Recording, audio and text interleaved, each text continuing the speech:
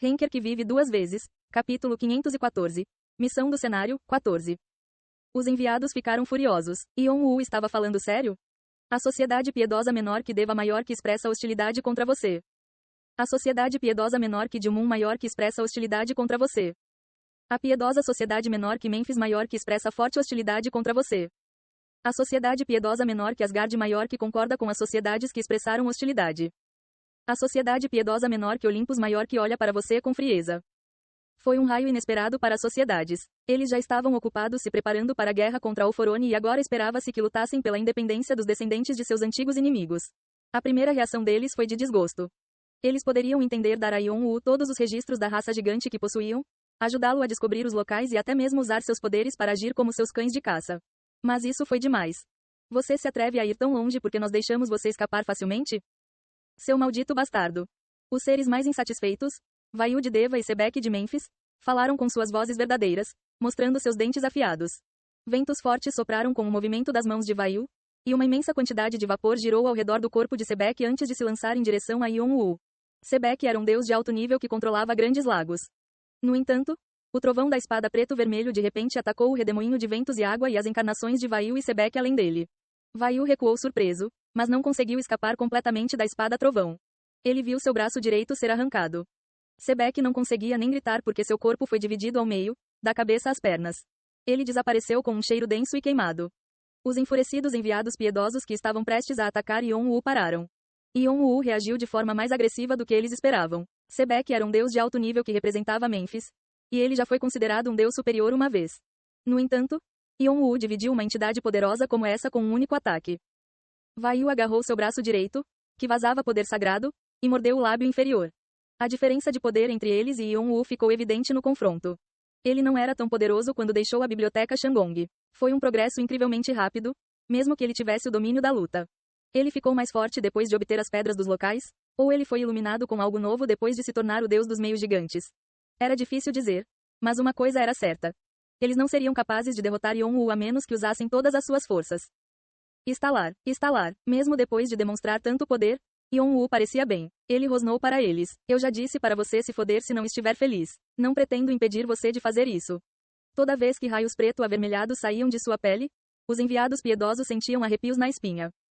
E acho que deveria ser eu quem estava com raiva aqui. Você estava pensando em pegar a tábua de pedra inteira somente depois de me dar alguns registros da raça gigante e me ajudar a explorar os locais. Você estava apenas planejando sentar-se confortavelmente sem arriscar nada?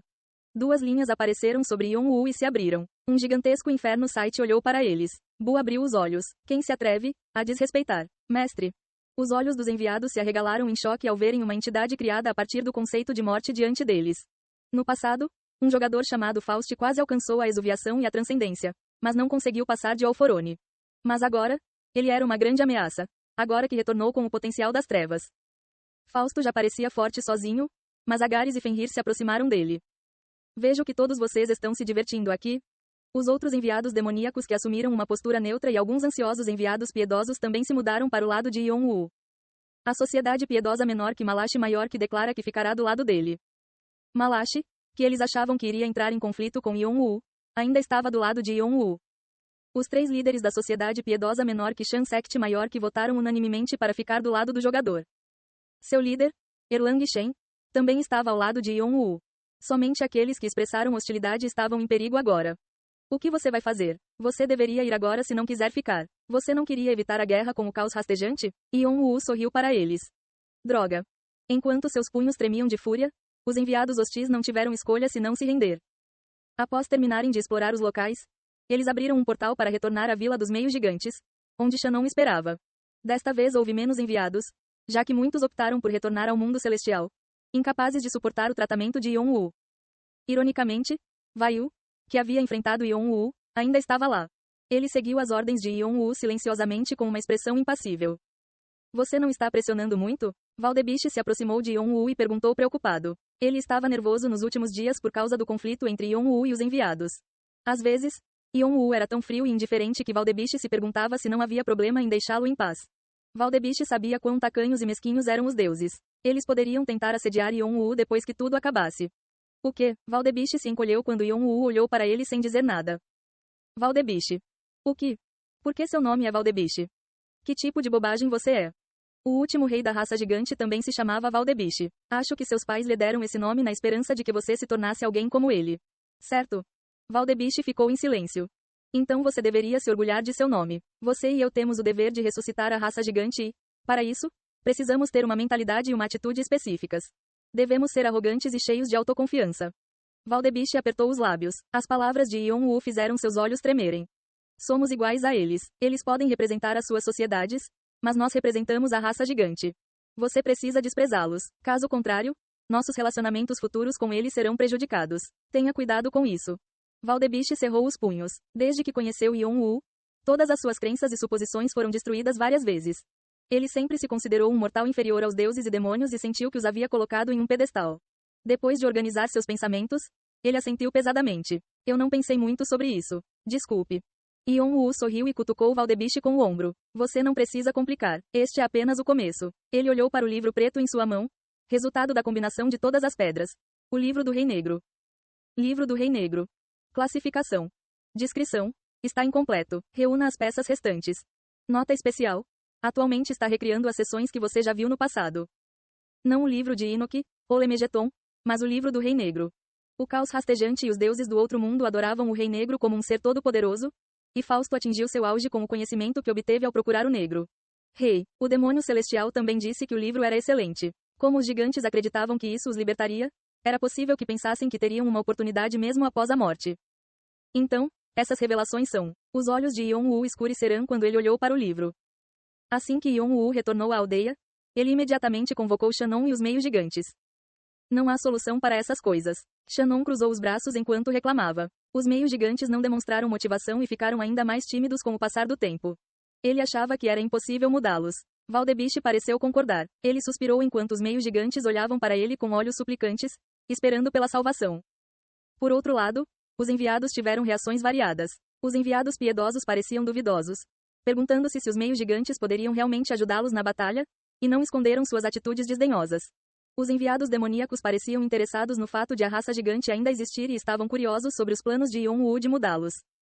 À primeira vista, parecia que os demônios tinham a mente mais aberta do que os deuses, mas isso não significava que simpatizavam com os meios gigantes. Eles estavam apenas curiosos sobre os gigantes, nada mais, nada menos. Eles foram observados divertidos e realmente não acreditavam que Yon-Woo teria sucesso. Os meios gigantes sentiram seus olhares e recuaram ainda mais, incapazes de falar. Mesmo aqueles que planejavam reclamar e perguntar por que Yon-Woo os estava fazendo sofrer ficaram em silêncio. Foi compreensível. Se fossem jogadores, teriam ficado menos ansiosos, já que os enviados eram apenas encarnações. Mas como os meios gigantes ainda eram transcendentes, eles podiam ver os verdadeiros corpos dos enviados. Yon-Woo olhou nos olhos de cada um dos meios gigantes trêmulos. Os meios gigantes estremecerão de surpresa com o profundo abismo em seus olhos. Alguns deles empalidecerão, enquanto outros quase desmaiaram. Porém, um deles tentou suportar seu olhar mais do que outros. É a criança da cabana de Valdebiche. A criança era do mesmo tamanho que Yon-Woo, mas ainda menor que os outros meios gigantes. Ainda assim, a determinação em seus olhos era evidente para todos. Ele até respondeu com raiva, como se não fosse perder para Yon-Woo. Yon-Woo sorriu. Felizmente, embora a raça gigante tenha caído, nem todos foram arruinados. A partir de amanhã, você irá para a guerra. Yon-Woo começou sem qualquer explicação. Os meios gigantes não puderam deixar de ficar chocados. Eles treinaram apenas por alguns dias e isso foi apenas para sua resistência. Eles não sabiam lutar e ainda nem tinham desenvolvido músculos. No entanto, Yon-Woo os estava jogando no campo de batalha assim. Era como se ele estivesse dizendo a eles para morrerem. Seus rostos empalidecerão. No entanto, ninguém conseguiu falar por causa da aura avassaladora de Yon-Woo. Falar com uma voz divina poderia gravar as palavras na alma de um oponente. E cada palavra que Yon-Woo falava era como um feitiço que os prendia. Você deve estar se sentindo injustiçado. Você tem vivido aqui tão pacificamente e eu vim aqui de repente para dizer para você lutar. Um canto da boca de Yon-Woo se ergueu e parecia quase como se ele estivesse rindo deles. Mas nesse ritmo, você morrerá lentamente por causa dos deuses do outro mundo. Não faz diferença se você morrer agora ou mais tarde. A aura ao redor de Yon-Woo começou a tremer. Os meios gigantes sentiram seus corações encolherem. Era difícil respirar, tremer. O medo lentamente subiu por seus corpos, mas era tão extremo que eles não tinham certeza se era apenas medo ou outra coisa. Então, se você se sentir injustiçado, sobreviva. Torne-se mais forte e vingue-se de mim. Então, o medo lentamente se transformou em outra emoção. Os canais de Yon-Woo penetram em suas almas. Era a linha de conexão que unia os deuses e seus seguidores. Yon-Woo falou com uma voz solene para os agora extasiados meios gigantes. Lutar. Isso é tudo que posso dizer para você.